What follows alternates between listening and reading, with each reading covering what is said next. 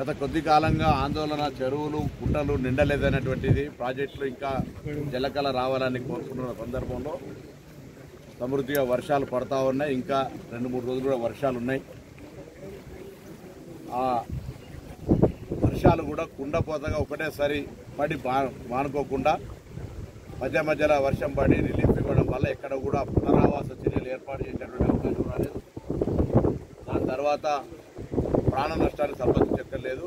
చిన్నగా ఒక రవాణా సౌకర్యం, సపోజ్ ఉదాహరణ కోహెడ మురుగనూరు తీసుకుంటున్నారో, లేకపోతే ఇల్లతకొండ మండలము జిల్లాలో అక్కడక్కడ కొంచెం చిన్న రవాణా తాత్కాలికంగా ఆగిపోయినా ఇన్ఫ్లోస్ కూడా అన్ని స్టార్ట్ అయినాయి. ఎల్ఎండికి అలా దాదాపు 14 టీఎంసీల వాటర్ ఇప్పుడు ప్రజెంట్గా ఉంది. 24 టీఎంసీల కెపాసిటీకి మిడిమానేరులో కూడా ఎల్లంపల్లి నుంచితో పాటుగా మిగతా వాటర్ మన మోయతుమ్మెద వాగు నుంచి కావచ్చు, లేకపోతే మూలవాగు నుంచి కూడా వాటర్ వస్తూ ఉంది. ఇవన్నీ కూడా ఎల్లంపల్లి నుంచి ఇప్పటికే రోజువారీగా నీళ్ళ పంపింగ్ కూడా స్టార్ట్ అయింది. ఇవన్నీ ఉండగా కూడా ఎల్లంపల్లి నుంచి వాటర్ కిందికి వదలాల్సి వస్తూ ఉంది. వాటన్నిటినీ వెంటనే ఈ ప్రాజెక్టులను నింపే విధంగా మిడ్ మానేరు, లోయర్ మానేరు, రంగనాయక సాగర్, కొండపోచమ్మ, మల్లన్న సాగర్ ప్రాజెక్టులతో పాటుగా కిందికి అప్ టు కోదాడ వరకు కూడా నీళ్లను వదిలిపెట్టే విధంగా, ప్రాజెక్టులు నింపుకునే విధంగా ఈ యొక్క వర్షాలు సహకరిస్తాయి, ఆశీర్వదిస్తాయని ఆశిస్తా ఉన్నాం. ఎక్కడ కూడా ఈవెన్ కరీంనగర్ పట్టణానికి సంబంధించి తీసుకున్న ఇతర మున్సిపాలిటీలకు సంబంధించిన అందరి కమిషనర్లతో కూడా మాట్లాడడం జరిగింది. ఎక్కడ కూడా చిన్న కరీంనగర్ టౌన్లో 2-3 వాటర్ లాగింగ్ సెంటర్స్ ఉండే, మిగతా ఎక్కడ కూడా ఇబ్బంది కాలేదు. ఎక్కడ లోతట్టు ప్రాంతాల్లో నీళ్లు ఇళ్లలోకి వచ్చి ఇల్లు ఖాళీ చేసేటువంటి పరిస్థితి ఏర్పడలేదు. ఆ విధంగా ఒకవేళ పరిస్థితి ఏర్పడితే కూడా అందరూ అధికారులు క్షేత్రస్థాయిలో ఎవరి హెడ్ క్వార్టర్ల వాళ్ళు ఉండి ఒక లైన్ ఆఫీసర్స్ అందరితో లైసెనింగ్ చేసుకుంటూ సమస్య రాకుండా చూస్తూ ఉన్నారు. అదేవిధంగా హైదరాబాద్ ఇన్ఛార్జ్ మంత్రి కూడా అక్కడ అధికారులందరితో ఆన్లైన్లోనే సంప్రదిస్తూ ఉన్నాం. అక్కడ కూడా ఎక్కడ ఇబ్బంది లేదు. హిమాయత్ సాగర్ కావచ్చు, లేదా మన ఉస్మాన్ సాగర్ కావచ్చు, కూడా అక్కడ కూడా ఇప్పుడే లెవెల్స్ అన్నీ కూడా నిండేటువంటి పరిస్థితి వస్తుంది. కిందికి వదిలినట్టయితే మూసీ పరివాహక ప్రాంతంలో ఉన్న వాళ్ళందరూ కూడా అలర్ట్ చేయడం జరుగుతుంది. ఇక్కడ కూడా ఇంకా 3-4 రోజులు ఒకవేళ వర్షాలు ఉంటే ఎల్ఎండి వాటర్ కూడా కిందికి అప్ టు మంతని వరకు కూడా అక్కడ పరివాహక ప్రాంతంలో ఉండే వాళ్ళందరినీ కూడా అప్రమత్తం చేసే విధంగా అధికారులు ఇప్పటికే ఎప్పటికప్పుడు ఇరిగేషన్ వాళ్ళతో సమన్వయం చేస్తూ ఉన్నారు. కాబట్టి ఇష్యూ ఏం లేదు. ఇది ఏమైనా ఈరోజు కాళేశ్వరం నీళ్లు లేకుండానే ఈ ప్రాజెక్టులు అన్నీ ఏర్పడుతూ ఉన్నాయి. కాళేశ్వరం నీళ్లకు సంబంధించి రాజకీయంగా మాట్లాడుతూ నేను మాజీ పార్లమెంట్ సభ్యుడు కూడా మాట్లాడినటువంటి సందర్భంగా చెప్తా ఉన్నాం. ఈరోజు టెక్నికల్ కమిటీ, నిపుణుల సాంకేతిక కమిటీ ఇచ్చిన సూచన మేరకే సుందిల్లా, మేడిగడ్డ, అన్నారంలో నీళ్లు నిల్వ ఉంచడం లేదు. కానీ ఎల్లంపల్లి వాటర్ను ప్రతి చుక్కను వినియోగించుకునే విధంగా రేపు వరద కాలువ ద్వారా ఇంకా శ్రీరామ్ సాగర్ 62 టీఎంసీలే వచ్చింది దాని కెపాసిటీకి. అవి వచ్చిన తర్వాత అవన్నీ కూడా ఈ ప్రాంతంలో ఉండబడే అన్ని ప్రాజెక్టులు నింపుకునే విధంగా మరి కార్యక్రమం చేపట్టడం జరిగింది. ఇవన్నీ కూడా ప్రభుత్వం ఎప్పటికప్పుడు ఇరిగేషన్ శాఖ, రెవెన్యూ పరంగా అన్ని రకాలుగా మరి చర్యలు తీసుకోవడం జరుగుతుంది. దీని మీద రాజకీయం చేయాల్సిన అవసరం లేదు. మేము ఆనాడు కూడా చెప్పినాం, ఇవాళ కూడా చెప్తున్నాం.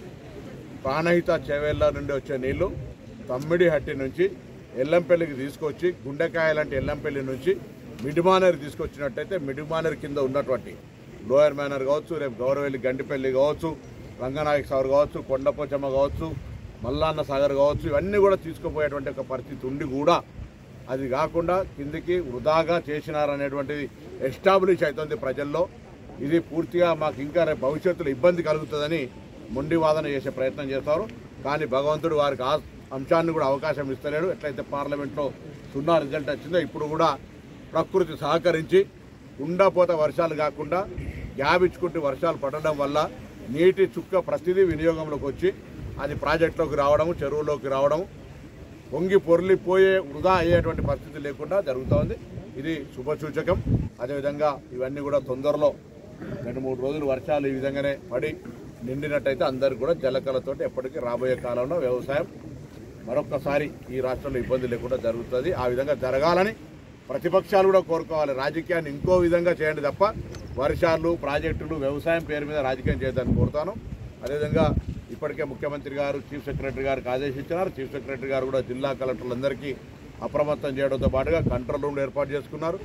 అదేవిధంగా ఎక్కడికక్కడ అప్రమత్తంగా ఉండడమే కాకుండా ఇప్పుడు హైదరాబాద్ లాంటి ప్రాంతం లోపల అక్కడ పాఠశాలకు సెలవు ఇచ్చినారు. ఇంకెక్కడైనా జిల్లాలో ఎవరికైనా ఒకవేళ వర్ష తీవ్రత ఉంటే జిల్లా కలెక్టర్లే తమ అక్కడ ఉన్నటువంటి విశేష అధికారులతోటి పాఠశాలలకు సెలవులు ప్రకటించే విధంగా ప్రభుత్వం కూడా ఆదేశాలు జారీ చేయడం జరిగింది.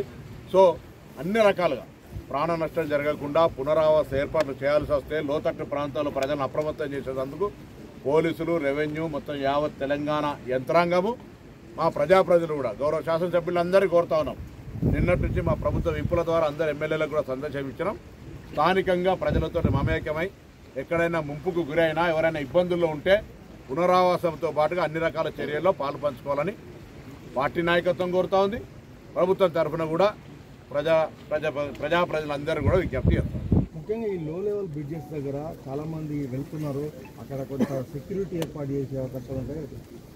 ఎక్కడైతే నీళ్లు రోడ్డు మీద దాటి ఫిట్టో ఎంతో ప్రవహిస్తూ ఉంటుంటే ఈవెన్ 2 వీలర్లు కూడా అనుమతించకుండా ఆదేశాలు ఇవ్వడం జరిగింది. ఇదన్ ముల్కనూరు కోయడ మధ్యలో జరిగినటువంటిది కావచ్చు, లేదా బస్వాపూర్ సిద్దిపేట పోయే దారి కావచ్చు, ఎక్కడెక్కడైతే లో లెవెల్ బ్రిడ్జెస్ ఉన్నాయో వాటన్నిటిని నోట్ డౌన్ చేసుకొని గవర్నమెంట్ దగ్గర ప్రతిపాదన కూడా చేస్తాం. ఉదాహరణకు హైదరాబాద్లో 141 వాటర్ లాగింగ్ సెంటర్స్ ఉంటే వాటి దగ్గర అంతా కూడా వెంటనే అండర్ గ్రౌండ్లోనే 1,00,000-2 లక్షల లీటర్ల స్టోరేజ్ చేసి వర్షం వచ్చినప్పుడు వాటర్ స్టాగ్నేట్ కాకుండా చేయాలి, లాగింగ్ కాకుండా చేయాలనే విధంగా ఎట్లా జరుగుతుందో ఈ లోవర్ లెవెల్ బ్రిడ్జ్ పెట్ట కూడా అన్నింటిలో నోట్ చేసుకొని ఎక్కడెక్కడైతే ట్రాఫిక్ అక్కడ రవాణా సౌకర్యం అంతరాయం కలిగిందో వాటి మీద కూడా తగిన చర్యలు తీసుకునే విధంగా నిర్ణయం చేయడం జరుగుతుంది. దీని పట్ల మేమందరూ కోరుతాం. ప్రభుత్వం ఎన్ని కార్యక్రమాలు చేపట్టినా, ఎన్ని రకాల చర్యలు తీసుకున్నా ఇలా ఆదివారం ప్రజలు వీలైనంత వరకు బయటికి రాకుండా వర్షంలో ఇబ్బంది పడే ప్రయత్నం జరగదని కోరుతా ఉన్నాం. రేపు కూడా వర్షం ఉంటే ఇప్పటికే హైదరాబాద్లో ప్రకటించిన విధంగా జిల్లా అధికారులు, జిల్లా యంత్రాంగం అక్కడ స్థానిక పరిస్థితులకు అనుగుణంగా నిర్ణయం తీసుకుంటారు. ప్రభుత్వ తరఫున అన్ని చర్యలు తీసుకోబడతా ఉన్నాయి. ప్రజలు కూడా అన్ని రకాల సహకరించి వాళ్ళ ప్రాణ నష్టం జరగకుండా, ఇతర ఇబ్బంది జరగకుండా చూసుకోవాల్సిందే ఈ సందర్భంగా కోరుతాను. రిస్క్ చేసుకొని నీళ్లు పోతుంటే కూడా నేను మొండిగా బండి మీద పోతా అని చెప్పి ప్రమాదంలో పడేటువంటి పరిస్థితి రావద్దని కోరుకుంటాను. ప్రభుత్వం, పోలీసులు ఇప్పటికీ అటువంటి రహదారులన్నీ మూసేసినారు. ఇంకెక్కడైనా మూసేయని ఉంటే ప్రజల దృష్టికి వస్తే ఆ దగ్గరున్న పోలీస్ స్టేషన్లో ఫిర్యాదు చేయండి, వెంటనే అవి కూడా మూసేస్తారు.